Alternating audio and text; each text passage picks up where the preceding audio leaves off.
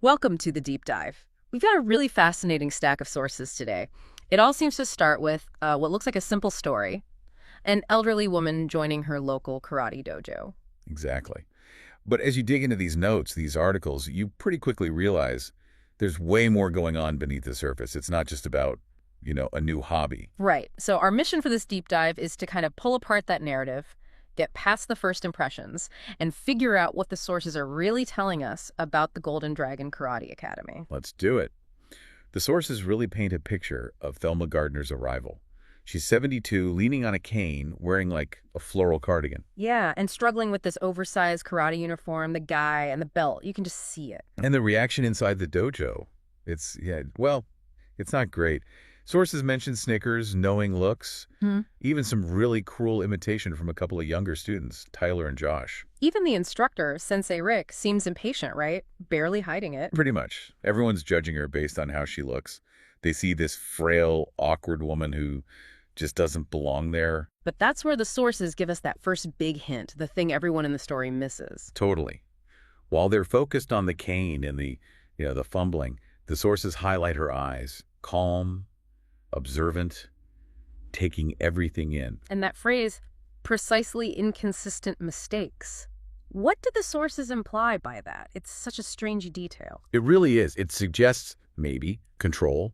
Like it's not just random clumsiness. Maybe it's deliberate. It's the first real clue that what they're seeing isn't the whole picture. So this isn't just a confused newcomer. The sources contrast that image with this potential legend Thunderhand from old Japanese tournaments. Wow. Yeah, a name whispered about. Sure. Completely hidden in plain sight. So she walks in, this potential legend, and immediately hits a wall of skepticism, even for the people running the place. Right, the receptionist Amanda and the business manager Erica Matthews. What do the sources say about their reaction? Oh, immediate concern. But more like dismissal. They're worried about her age, injuries, the dojo's insurance. Erica actually suggests Tai Chi, something more appropriate. But Thelma insists. Quietly, the sources say, but firmly. She wants karate. She even suggests a trial period. She does. And Erica and Rick agree, but reluctantly. The sources make it clear Erica's thinking about enrollment numbers, maybe some good PR about community outreach. Business first, seems like. Okay, so she gets her trial, and her first class sounds rough. Physically difficult, obviously, but also the whole atmosphere. Yeah, the sources describe her really struggling. Basic stances, balance issues, needing the cane at first until Rick tells her no canes on the mat. Just awkward movements, bad timing, forgetting the sequences. From the other students, still laughing. Still snickering, yeah. Side eyes. It's designed to be humiliating. But here's what struck me from the sources, how Thelma handles it. Despite everything, she keeps her cool, bows formally to Rick at the end, walks off with dignity. She just endures it.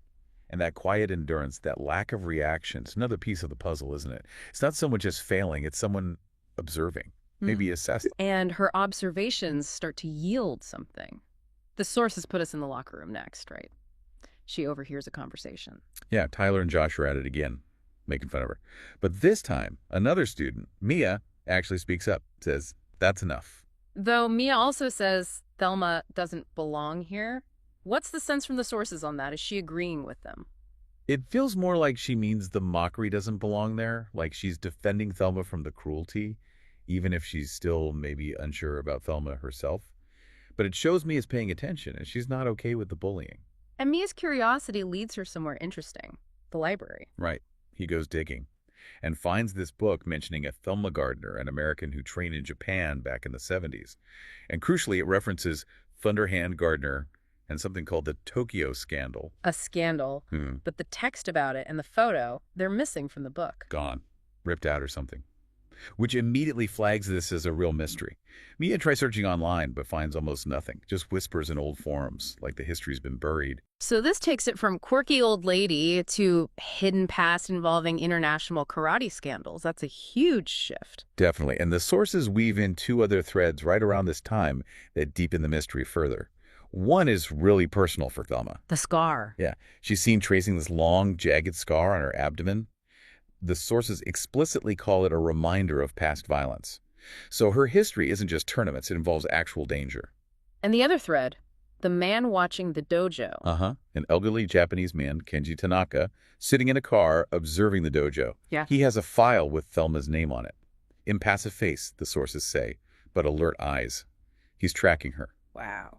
Okay, so Mia's finding clues, Thelma has physical evidence of past danger, and now there's this mysterious observer. The Golden Dragon Dojo is becoming a focal point for a lot of buried history. And all this bubbling under the surface starts to affect the dojo itself.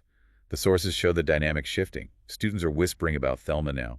Tyler and Josh are actually escalating their mockery. To the point where it disrupts the class, right? Rick's getting frustrated. Yeah, students are subtly mimicking Thelma's clumsy moves, and it's throwing things off. Rick's trying to regain control, snapping about it not being a comedy club.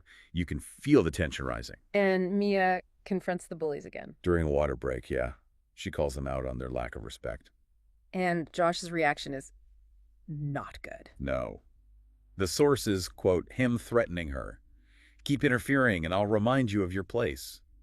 It's intimidation, and Thelma sees it all happen, silently observing.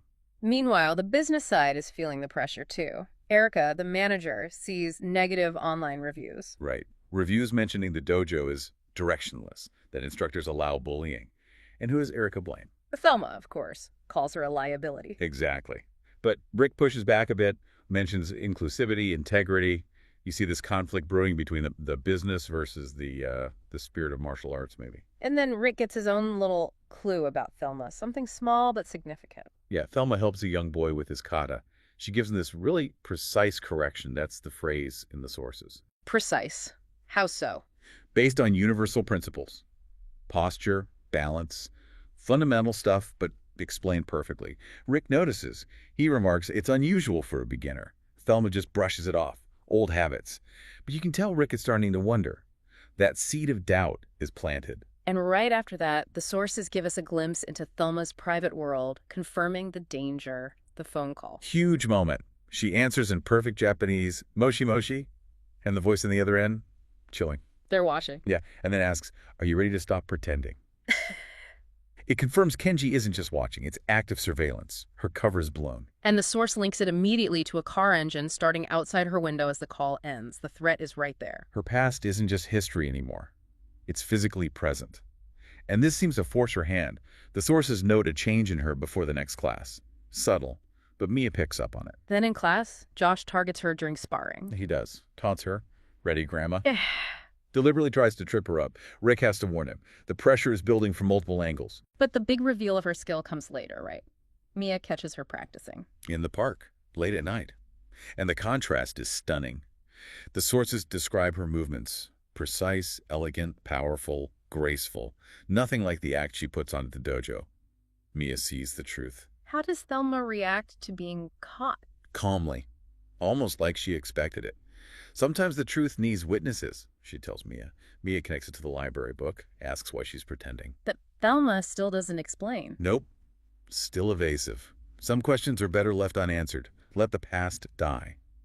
She's still trying to protect something or someone. But someone else is getting confirmation about Thelma now, too. Josh's father. Yeah, Alan Wilson, former MMA fighter. Right. Apparently he saw something in Thelma's movements, maybe even just the posture that he recognized from old documentaries. Tells Josh his own form is pathetic compared to this old woman's hidden skill. That must have hit Josh hard. It leads to a major shift for him.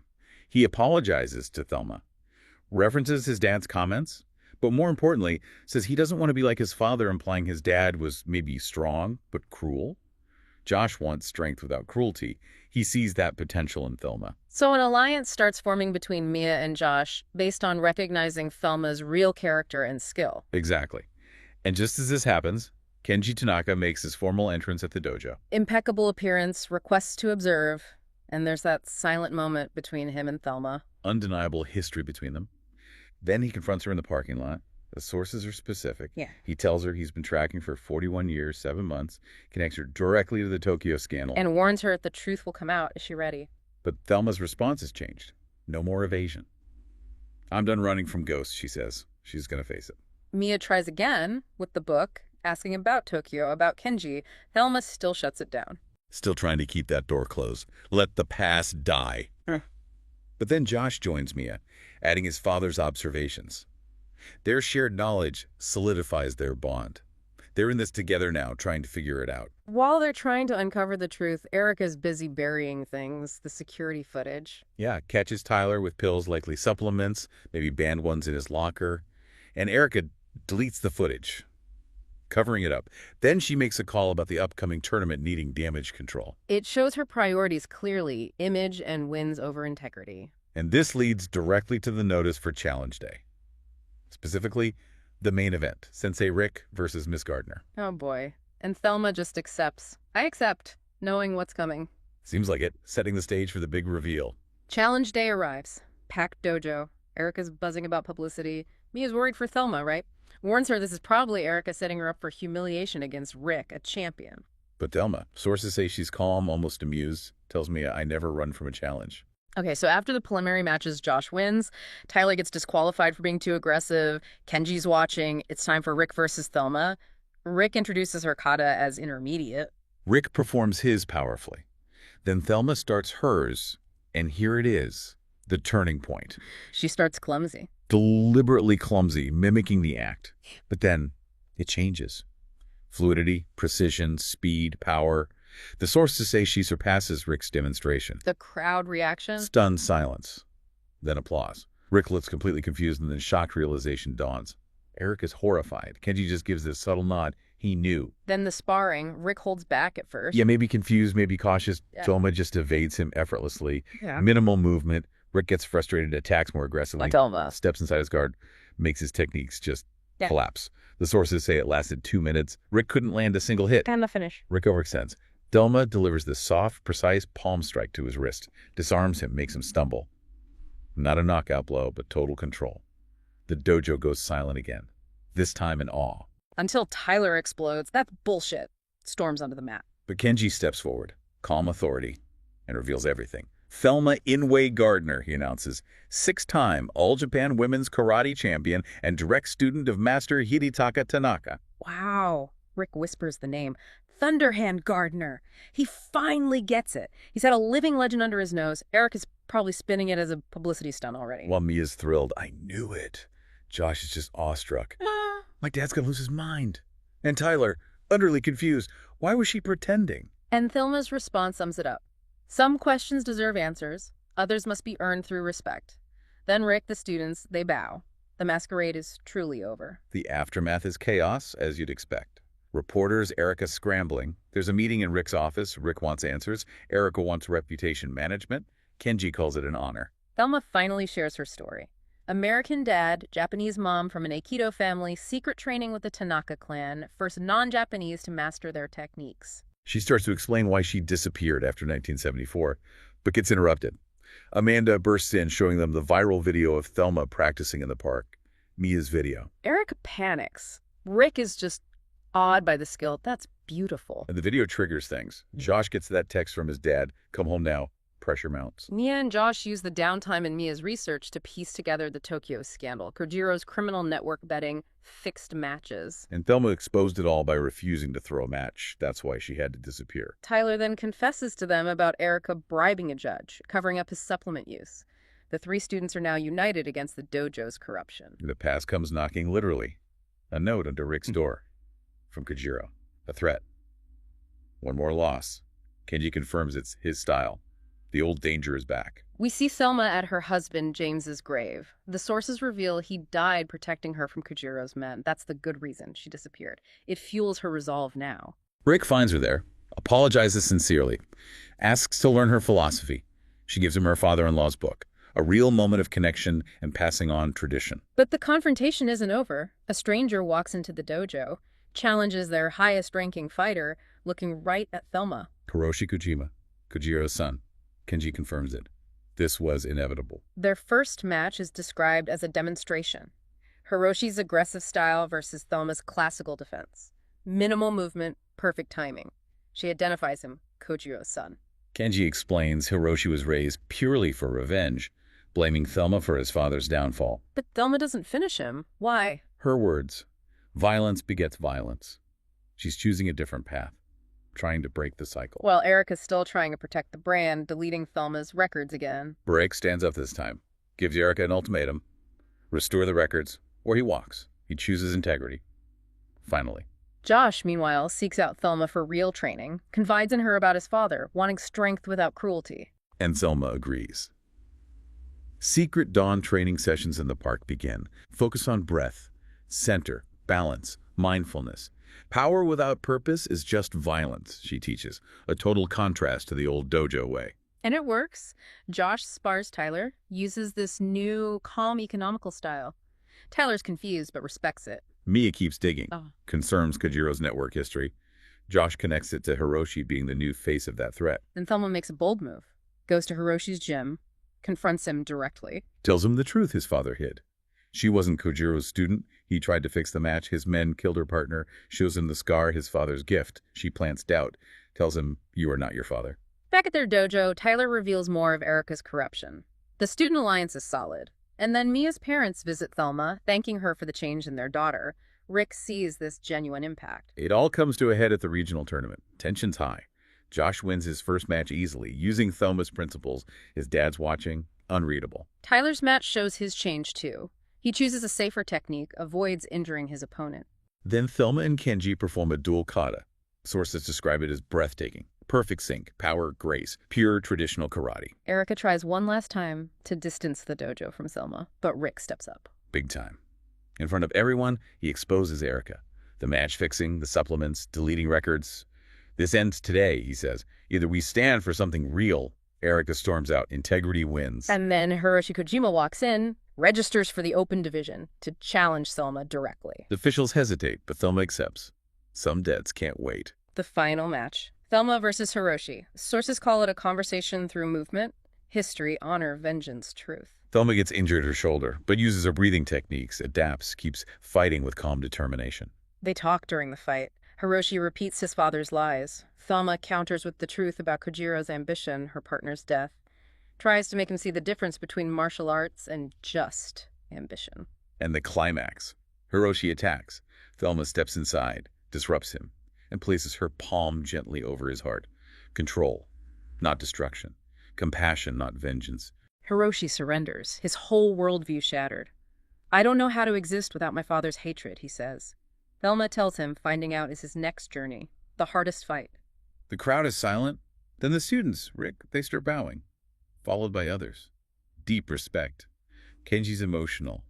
The legacy is passed on, transformed. The sources wrap it up. Rick buys out Erica, rebuilds the dojo on traditional values.